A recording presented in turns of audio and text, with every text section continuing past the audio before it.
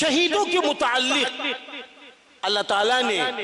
اپنے کلام میں فرما دیا، اور یہ باتیں اس موقع پر فرمائیں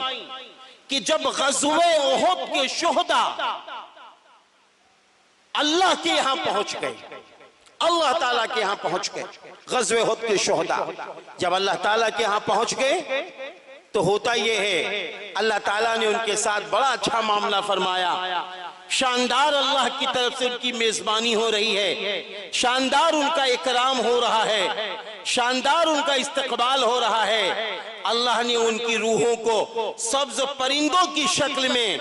ان کی روحوں کو داخل کر دیا، اور وہ اڑ کر اپنی غذا حاصل کر رہی ہیں۔ جب انہوں نے یہ دیکھا اللہ کی طرف سے یہ انعام، یہ اکرام ہے، تو بس کیا ہوتا ہے، وہ سارے کے سارے شہداء اسلام یوں کہتے ہیں غزوہ احد کے، کاش کہ یہ میرا انعام جو مجھ پر ہو رہا ہے، جو مجھ پر اللہ کی نعمتیں برس رہی ہیں، یہ میرے خاندان والوں کو، میرے چاہنے والوں کو کوئی بتا دے، میرے چاہنے والوں کو کوئی بتا دے۔ تب اللہ تعالیٰ نے فرمایا کہ ہم تمہارا یہ پیغام بندوں تک پہنچاتے ہیں۔ تب اللہ تعالیٰ نے یہ بات فرمائی، وَلَا تَحْسَبَنَّ الَّذِينَ قُتِلُوا فِي سَبِيلِ اللَّهِ أَمْوَاتًا بَلْ أَحْيَاءٌ عِنْدَ رَبِّهِمْ يُرْزَقُونَ۔ اللہ تعالیٰ نے فرمایا اللہ کی راہ میں جو قتل کیے گئے ہیں ان کو مردہ گمان مت کرو، مردہ گمان مت کرو۔ ایک اچھی طرح بات یاد رکھیے، محرم کا جب مہینہ آتا ہے تو ہم میں بہت سارے لوگ کہتے ہیں یہ محرم کا مہینہ ہے، یہ غم کا مہینہ ہے۔ بالکل غلط بات ہے۔ محرم کا مہینہ انبیاء علیہم السلام کے زمانے سے بڑا محترم، بڑا مبارک، بڑا مقدس مہینہ ہے، بڑا مقدس مہینہ ہے۔ اتنا مقدس مہینہ ہے کہ انبیاء علیہم السلام کے متعلق آپ اندازہ لگائیے کہ حضرت موسیٰ علی نبینا وعلیہ السلام جس دن فرعون کی فرعونیت سے نجات پاتے ہیں اور فرعون اس دریا اور پانی میں ڈوب جاتا ہے، اسی پانی سے حضرت موسیٰ علیہ السلام جب نکل آتے ہیں، آپ کا قافلہ نکل آتا ہے، تو وہ تاریخ 10 محرم الحرام کی تاریخ، 10 محرم الحرام کی تاریخ۔ حضرت ایوب علیہ السلام، آپ کو بہت زیادہ بیماریاں دی گئیں، تکلیفیں دی گئیں، آپ اللہ کا شکر ادا کرتے ہیں۔ اس اللہ کے شکر ادا کرنے میں جس دن آپ کو بیماری سے اللہ نے نجات دی ہے، وہ تاریخ بھی 10 محرم الحرام کی تاریخ۔ ایسے ہی 10 محرم کی بڑی فضیلت یہاں تک ہے، روایت میں آتا ہے کہ آپ صلی اللہ علیہ وسلم سے جب پوچھا گیا قیامت کب آئے گی،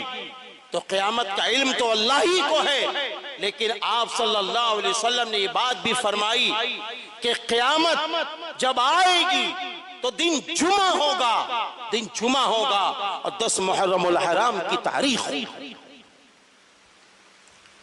10 محرم الحرام کی تاریخ بہت فضیلت والی تاریخ ہے۔ اب اس فضیلت والی تاریخ میں، اس فضیلت والی تاریخ میں اللہ تعالیٰ نے آپ کو یعنی حضرت حسین رضی اللہ عنہ کو فضیلت بخشی، حضرت حسین رضی اللہ عنہ کو بڑی اہمیت اللہ تعالیٰ نے دے دی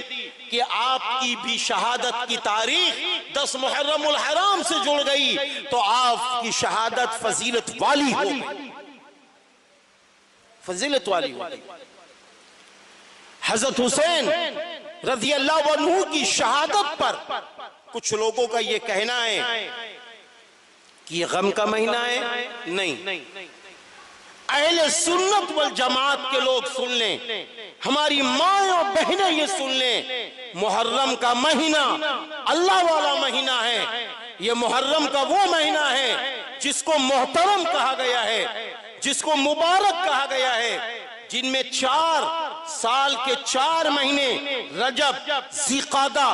ذی الحجہ اور محرم، یہ 4 مہینے ایسے ہیں، محترم ہیں، مقدس ہیں، مبارک ہیں، اور یہ وہ مہینے ہیں جن مہینوں میں جنگیں روک دی جاتی تھی۔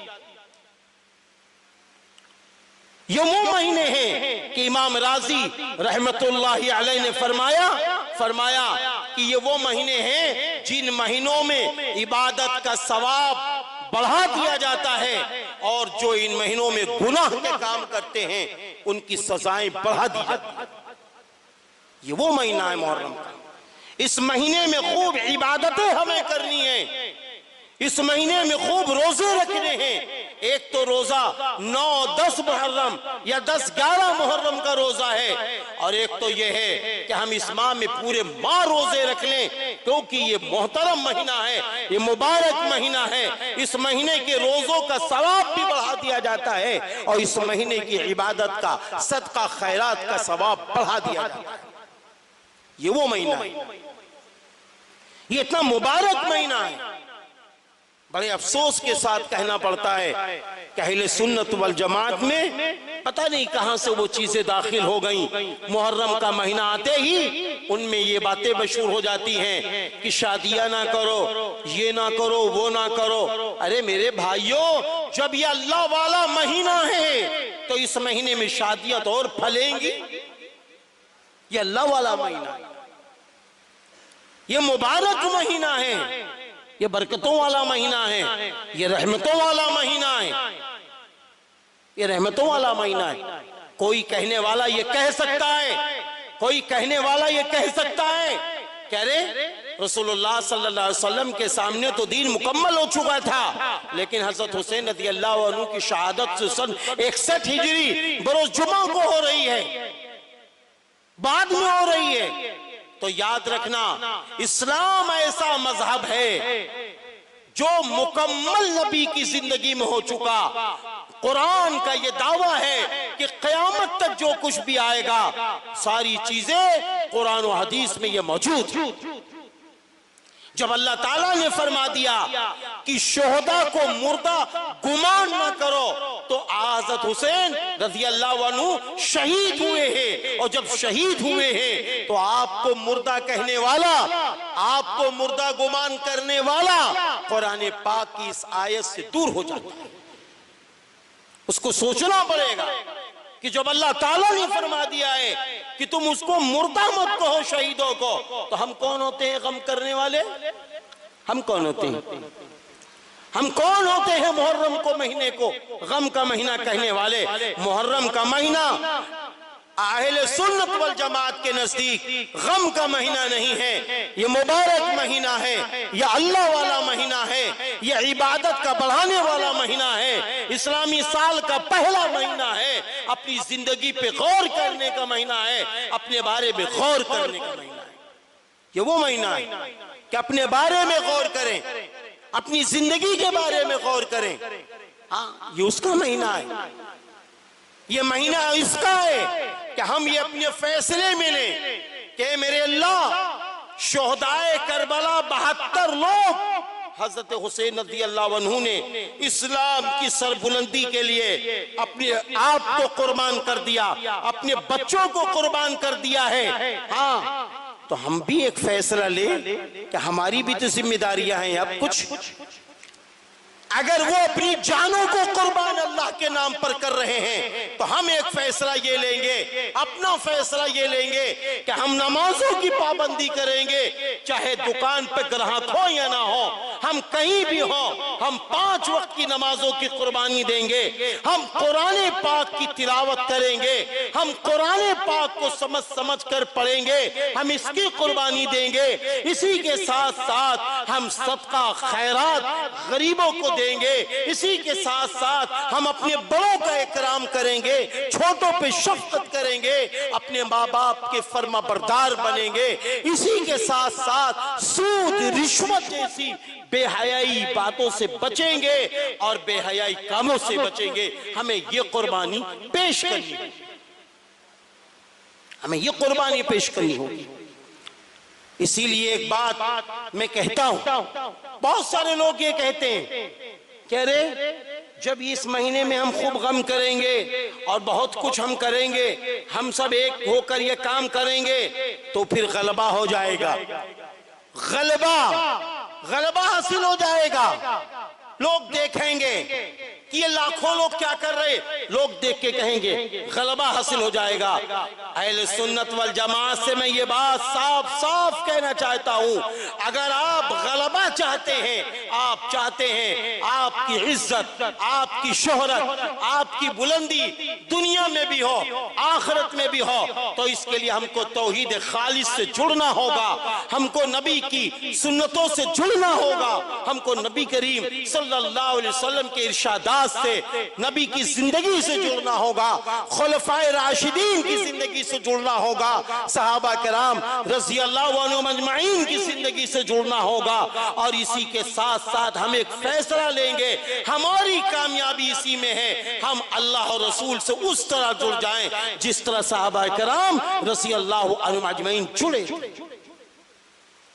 تب ہم کامیاب ہوں گے، تب ہماری کامیابی ہے۔ ہم اس دنیا کے اندر انجینئر بھی بنیں گے، ڈاکٹر بھی بنیں گے، پروفیسر بھی بنیں گے، سیاسی رہنما بھی بنیں گے اور بنائیں گے، لیکن سب سے پہلے مومن بنیں گے، مسلم بنیں گے، اس کے بعد ساری ڈگریاں حاصل کریں گے۔ اس قربانی کی آج ضرورت ہے، اس قربانی کی ضرورت ہے۔ حضرت حسین رضی اللہ عنہ کی شہادت ہم کو یہ پیغام دے رہی ہے کہ جس حال میں بھی دنیا میں رہو، جس حال میں بھی دنیا میں رہو، ایمان کے ساتھ رہنا ہے، کیونکہ اللہ تعالیٰ نے قرآن میں فرمایا ہے وَأَنْتُمُ الْأَعْلَوْنَ، اور تم ہی بلند ہوگے، إِن كُنْتُم مُؤْمِنِينَ، اگر تم مومن ہو، اگر تم مومن ہو۔ اس لیے آج اس بات کی ضرورت ہے، ہماری مائیں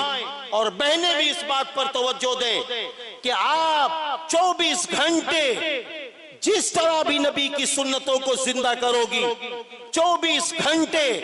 قرآن کے حکموں کے مطابق چلو گی اور بچوں کو چلاؤ گی، تو اس کا رزلٹ یہ آپ کو ملے گا کہ اللہ کی مدد آ جائے گی، اللہ کی نصرت آ جائے گی۔ اللہ تعالیٰ نے قرآن میں فرمایا ہے وَأَطِيعُوا اللَّهَ وَالرَّسُولَ